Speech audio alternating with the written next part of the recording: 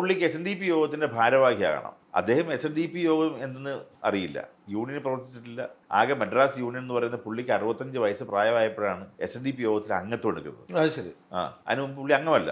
പുള്ളിയുടെ ഏതെങ്കിലും മക്കൾ SNDP യോഗത്തിൽ അംഗങ്ങളാണോ എന്ന് തിരക്കി നോക്കണം. പുള്ളിയുടെ കുടുംബത്തിൽ ആരും SNDP യോഗവുമായി യാതൊരു ബന്ധവുമില്ല. അങ്ങനെ ഒരാളെ ഒരു ജീവിതകാലം മുഴുവൻ ഇവിടെ ശാഖായോഗങ്ങളിലും യൂണിയനിലും യൂത്ത് മൂവ്മെന്റിലും എല്ലാം വർക്ക് ചെയ്യുന്ന ആളുകളുടെ മുമ്പിൽ ഞങ്ങൾ എങ്ങനെ കൊണ്ട് ഇൻട്രൊഡ്യൂസ് ചെയ്യും?